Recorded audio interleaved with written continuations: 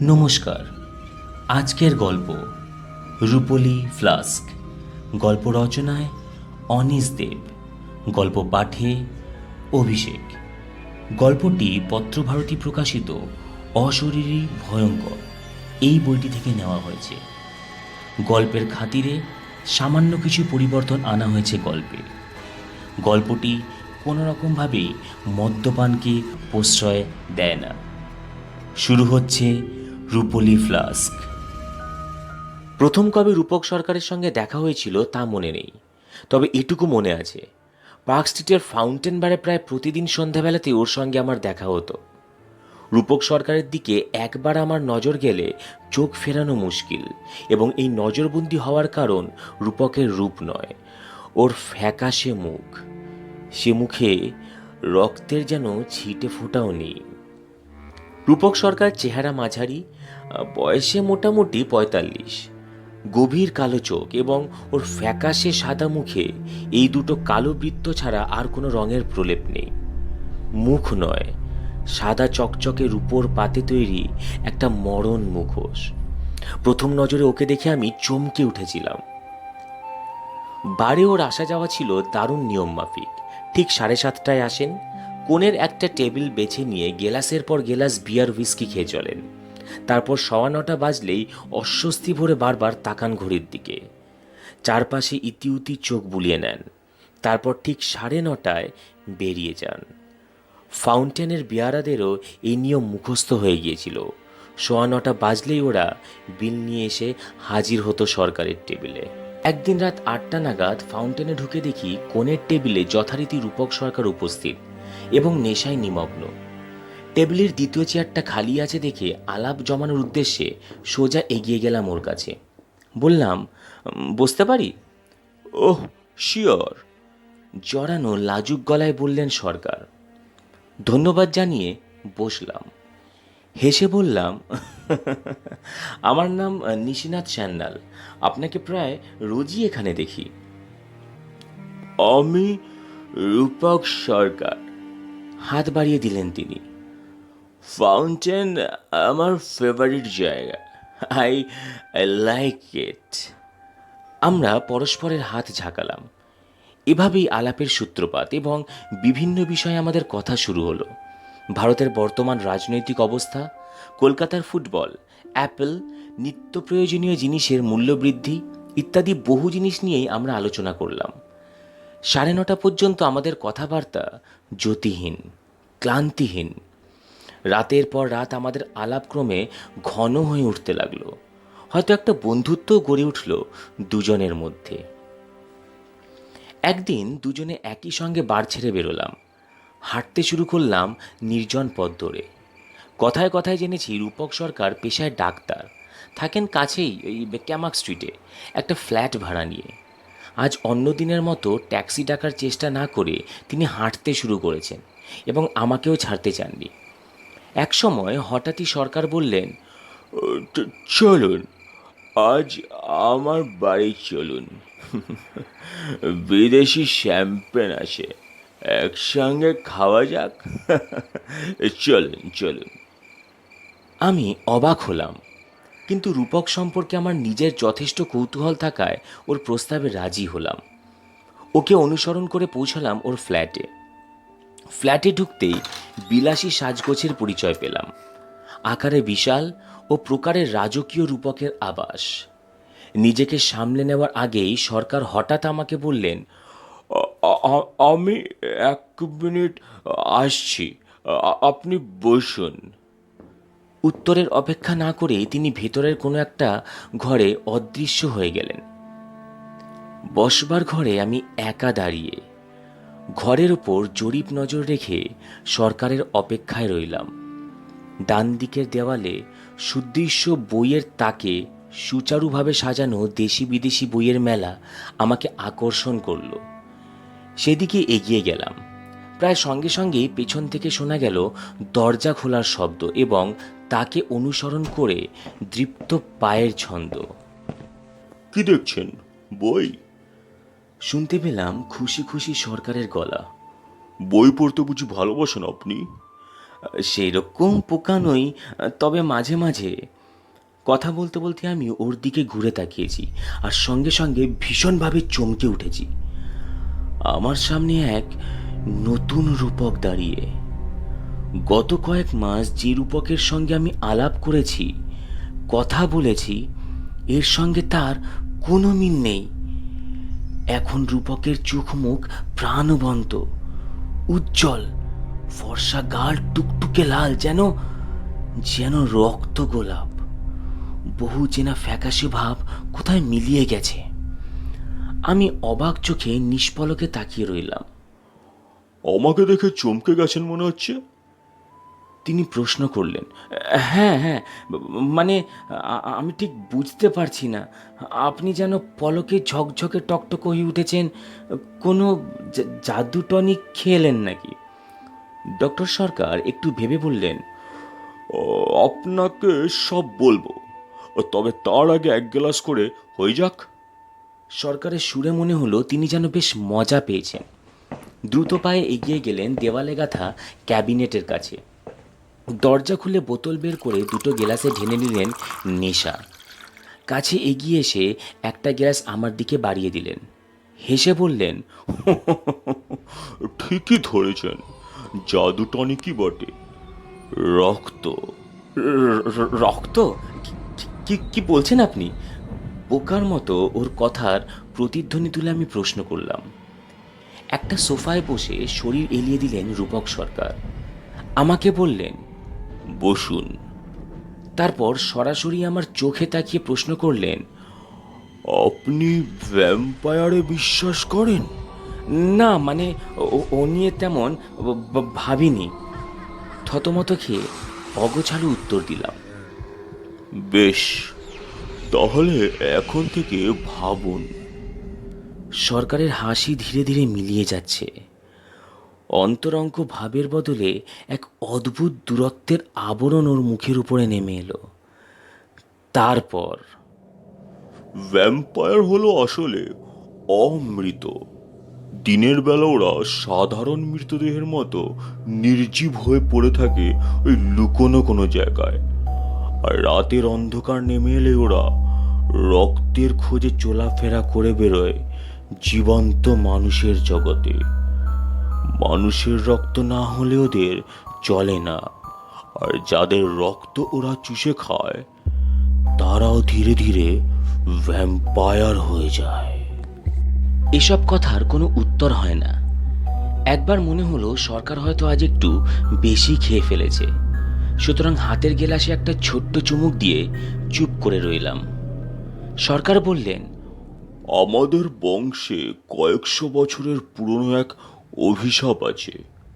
আমার ঠাকুরদার বাবা, ঠাকুরদা, আমার বাবা, সবাই মারা গেছে ভ্যাম্পায়ারের হাতে।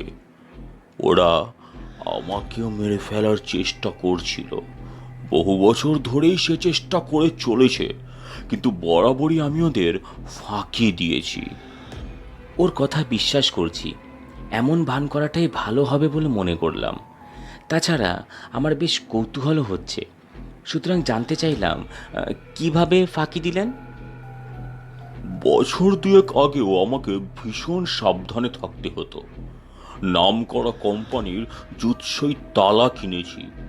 সন্ধ্যের পর থেকে সূর্য ওঠা পর্যন্ত বাড়ি ছেড়ে একটি পাও বেরোতাম না। কোনো লোকের সঙ্গে বন্ধুত্ব করিনি, কোনো মেয়ের সঙ্গে প্রেম করিনি, এমনকি বিয়ে পর্যন্ত করিনি। তাহলে জীবনটা আপনার একা একাই কেটেছে বলতে হয়, নির্বিকারভাবে মন্তব্য করলাম। রূপক সরকার দীর্ঘশ্বাস ফেলে বললেন, যা বলেছেন, তবে খুশির কথা বলতে হবে, ভ্যাম্পায়ারদের হাত থেকে বাঁচার একটা নতুন পথ আমি বের করেছি। ডাক্তারি করে ভালো পয়সায় আমার ইনকাম হতো। এছাড়া 4টে বই লিখে আমি বেশ মোটা টাকা রয়্যালটি পেয়েছি। এই সমস্ত টাকা একজোট করে আমি গবেষণা শুরু করলাম গোপনে। কিভাবে নিজের সমস্যার সমাধান করা যায়, এই প্রশ্নের উত্তর ভেবে চললাম রাত দিন। মাত্র বছর দুয়েক আগে আমার গবেষণা শেষ হয়েছে। সমস্যার সমাধান আমি পেয়েছি। আর তারপর থেকে সন্ধ্যের পর আমি রাস্তাঘাটে নিশ্চিন্তে ঘুরে বেড়াতে পারি, কোনো দুশ্চিন্তা আমার হয় না। তার মানে আপনি ভ্যাম্পায়ারের হাত থেকে বাঁচার টেকনিক পেয়ে গেছেন? আমি জিজ্ঞেসে করলাম। হ্যাঁ, অনেকটা সেরকমই। শব্দ করে হাসলেন সরকার, তারপর তড়াক করে উঠে দাঁড়ালেন। 1 মিনিট, আপনাকে দেখাচ্ছি।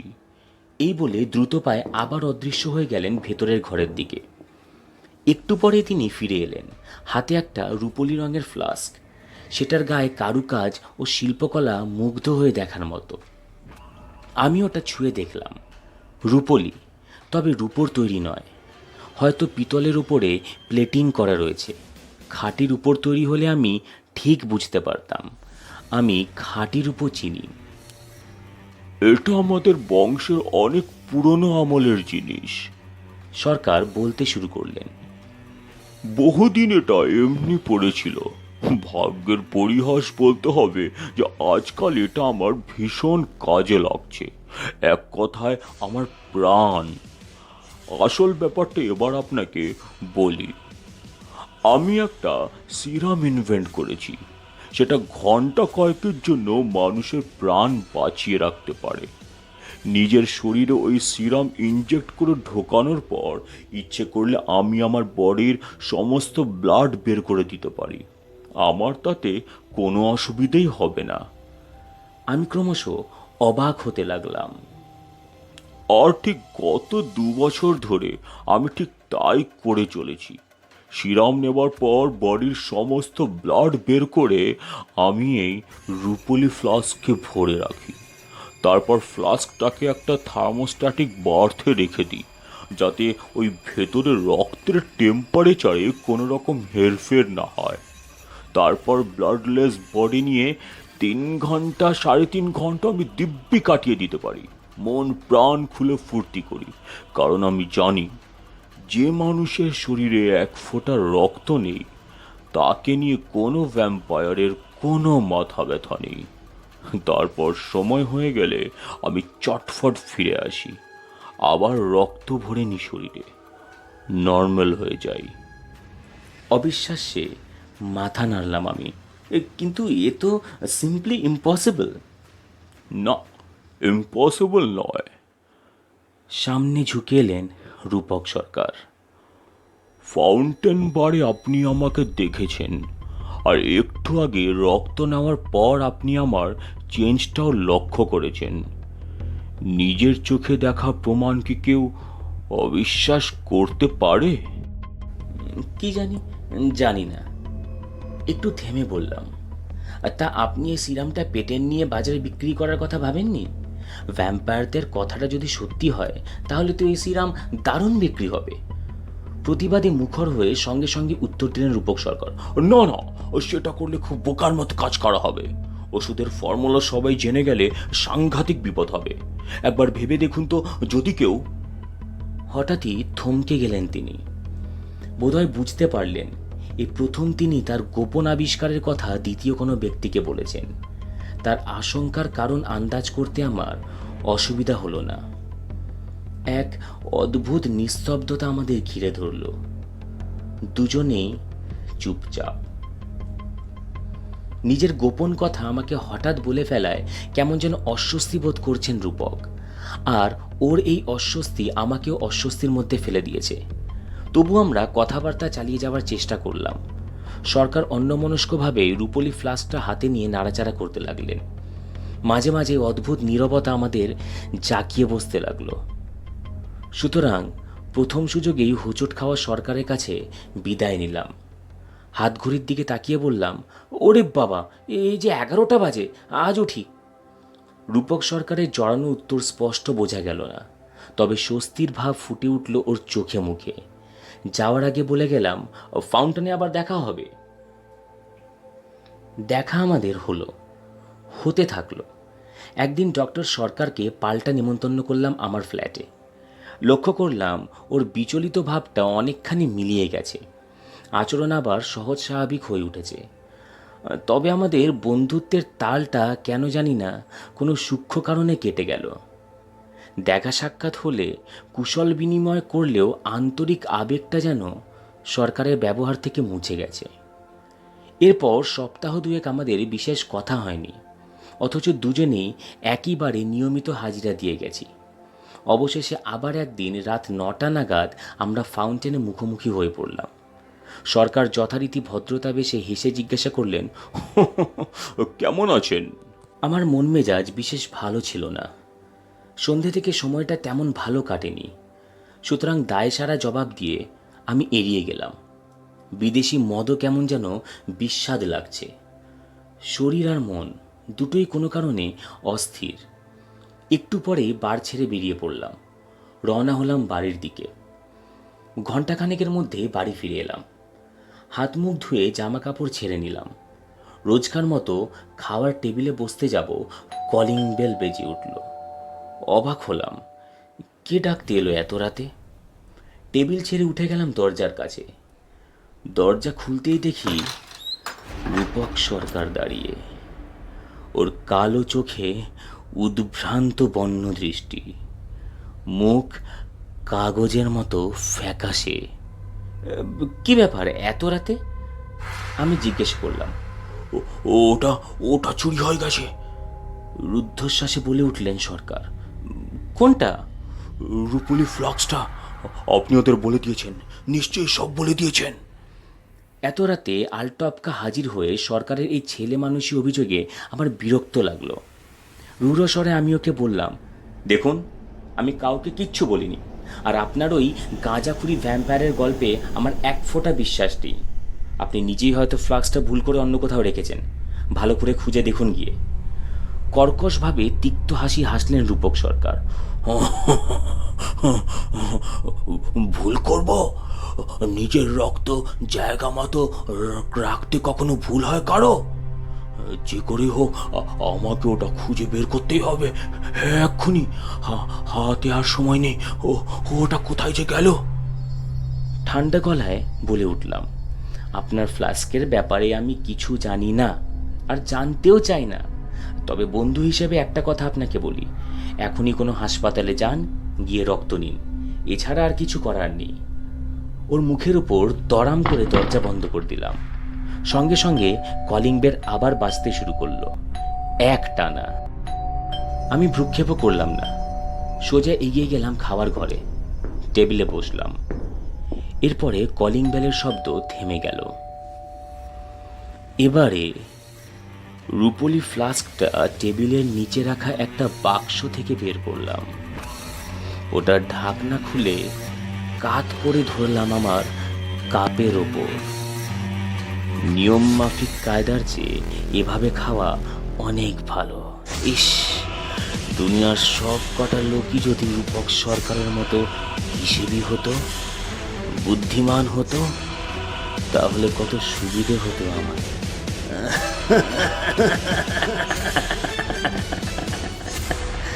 রূপক সরকার।